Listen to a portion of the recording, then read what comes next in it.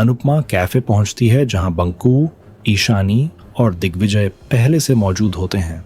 वो सबसे पहले अगले दिन के ऑर्डर के बारे में पूछती है। दिग्विजय बताता है कि 3 एडवांस ऑर्डर आ चुके हैं। अनुपमा तुरंत काम की तैयारी शुरू कर देती है। वो बंकू से सामान चेक करवाती है, ईशानी से लिस्ट दोबारा मिलवाती है और माही से सारे अकाउंट्स चेक करवाने के लिए कहती है। इसके बाद अनुपमा कहती है कि इस बार बात सिर्फ अनु की रसोई की नहीं बल्कि सावी के लव यू जिंदगी कैफे की है। वो देश और विदेश की हर खास डिश की रेसिपी सीखना चाहती है ताकि किसी भी चैलेंज के लिए तैयार रह सके।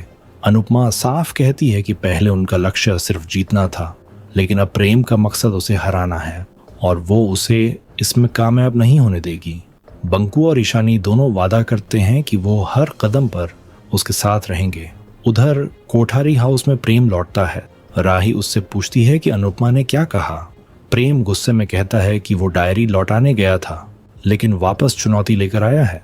वो बताता है कि अनुपमा ने उसे खुली चुनौती दी है और अब वो पूरी दुनिया को दिखाएगा कि एक शेफ और एक होम मेकर में कितना फर्क होता है। प्रेम अनुपमा की रेसिपियों को रद्दी कहता है और गुस्से में डायरी फेंक देता है। राही तुरंत डायरी उठाती है और कहती है कि ये सिर्फ रेसिपी की किताब नहीं, अन्नपूर्णा का आशीर्वाद है। वो प्रेम को समझाती है कि ढोकला, फाफड़ा जैसी चीजों का अपमान करना अपनी कला का अपमान करना है। प्रेम ताने मारता है कि अब वो उसे चोर और पागल भी कह दे। तभी मोटिबा बीच में आकर कहती हैं कि राही ने उसे पागल नहीं कहा, लेकिन वो सच में मर्यादा की सारी हदें पार कर रहा है। इधर अनुपमा घर लौटती है। बाबूजी पूछते हैं कि सब ठीक है या नहीं। अनुपमा रोते हुए कहती है कि उसे डर है कहीं राही उसकी तरह मायके और ससुराल के बीच न पिस जाए। बाबूजी समझाते हैं कि गलती प्रेम की है, लेकिन उसे मैदान भी नहीं छोड़ना चाहिए। अनुपमा बाबूजी को गले लगाकर कहती है कि वो हर चुनौती का सामना करेगी, लेकिन राही की चिंता करना नहीं छोड़ सकती। दूसरी तरफ कोठारी हाउस में राही प्रेम को समझाती है कि वो अपनी कला और अपने सपनों का अपमान कर रहा है। वो कहती है कि जिस प्रेम से उसने प्यार किया था, जो हमेशा उसका साथ देता था, वो कहीं खो गया है। राही मानती है कि उसने प्रेम के लिए अपनी माँ से दूरी बनाई, उसकी हर गलती पर पर्दा डाला, लेकिन अब वो ये सब और नहीं कर सकती। प्रेम आरोप लगाता है कि राही अपनी माँ का साथ देना चाहती है, लेकिन राही जवाब देती है कि वो प्रेम का साथ देना चाहती है, बस पहले प्रेम को वापस उसी पुराने प्रेम की तरह लौटना होगा।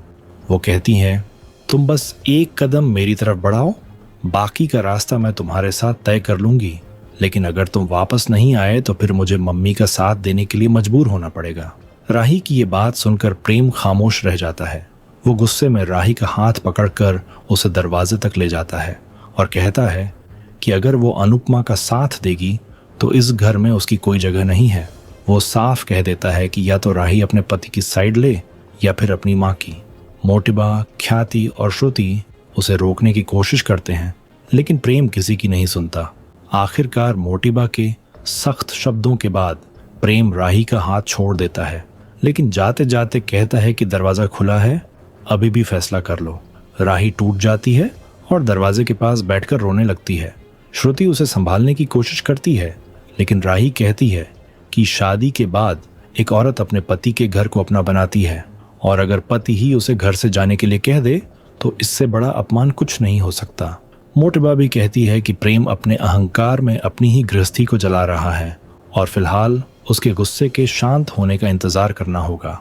दूसरी तरफ अनुपमा भी राही को लेकर परेशान होती है। वो उसे फोन करना चाहती है, लेकिन डरती है कि कहीं प्रेम और भड़क न जाए, इसलिए वो सिर्फ एक खाली मैसेज भेजती है ताकि राही समझ जाए कि उसकी माँ उसे याद कर रही है।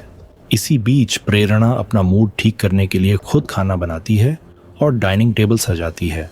जब अनुपमा वहां पहुंचती है तो उसे लगता है कि प्रेरणा नाराज होगी, लेकिन वो मुस्कुराकर कहती है कि उसने अपनी पहली रसोई आज ही कर ली, क्योंकि खुशियों का इंतजार नहीं करना चाहिए। खाना देखकर सब खुश हो जाते हैं, लेकिन लीला नया प्लेट सेट देखकर नाराज हो जाती है और पूछती है कि बिना पूछे ये सेट किसने निकाला। प्रेरणा प्यार से समझाती है कि अच्छी चीजें सिर्फ मेहमानों के लिए संभाल कर रखने से क्या फायदा, परिवार को भी खास महसूस करवाना चाहिए। लीला कहती है कि नई चीजें जल्दी खराब हो जाती हैं, लेकिन प्रेरणा जवाब देती है कि अगर हर चीज सिर्फ मेहमानों के लिए बचा कर रखेंगे तो खुद कब इस्तेमाल करेंगे। अंश, ईशानी और बाकी लोग भी प्रेरणा की बात से सहमत हो जाते हैं। माहौल थोड़ा शांत हो जाता है, लेकिन पाखी और तोशु की बातें फिर शुरू हो जाती हैं।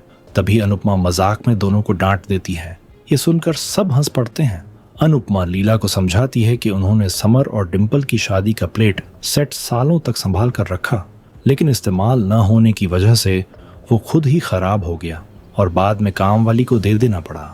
वो कहती है कि चीजों को सिर्फ संभाल कर रखने से उनका फायदा नहीं होता, लेकिन लीला नाराज होकर कहती है कि इस घर में वही होगा जो वो तय करेंगी, और अगर प्रेरणा को नए नए तरीके अपनाने हैं तो वो उनके बाद अपनाए। दूसरी तरफ राही अकेले कमरे में रो रही होती है।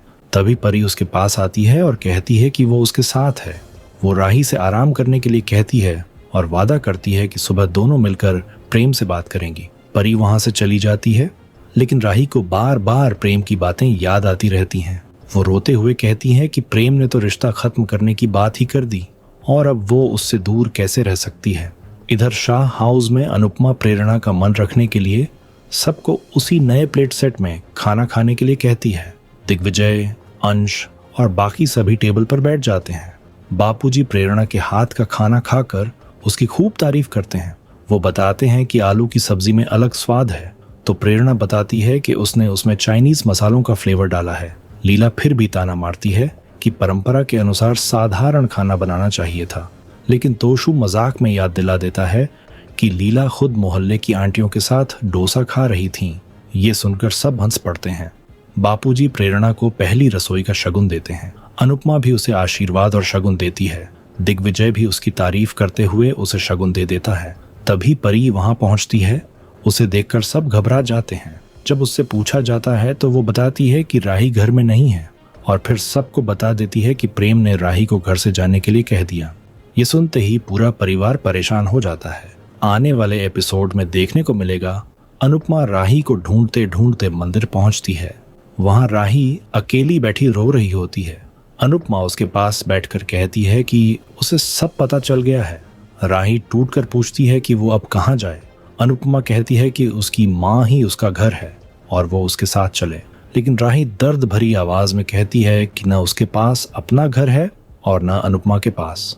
दोनों माँ बेटी रो पड़ती हैं। इसी दौरान अनुपमा ठान लेती है कि वो हर हाल में कंपटीशन जीतेगी और अपना घर खरीदेगी, ऐसा घर जो सिर्फ अनुपमा जोशी का होगा और जिसमें उसकी बेटी भी सम्मान के साथ रह सकेगी।